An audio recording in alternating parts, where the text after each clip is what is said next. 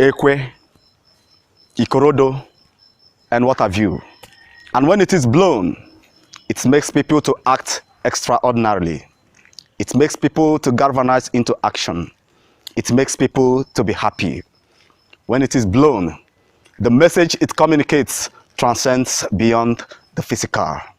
And that is why when it is blown, you see people climbing palm trees on barefooted. The history of Oja could be traced to Asogwa Ukweze, whose son was very sick.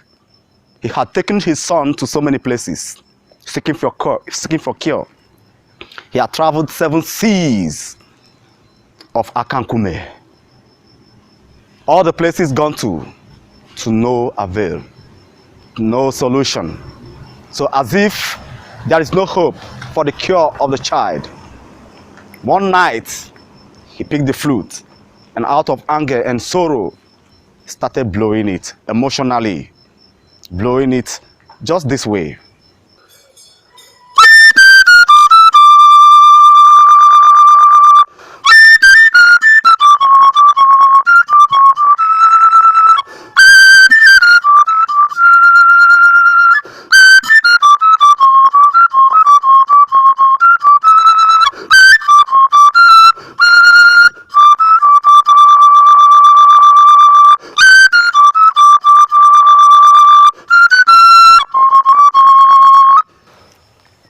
As he was blowing it, he was shedding tears.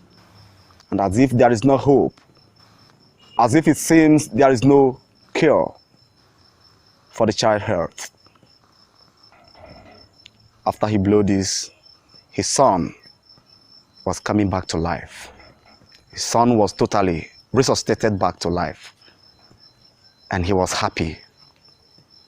This story is one of the reasons why in Igbo land we don't joke with the sound of the flute, because the lyrical melodies that it provides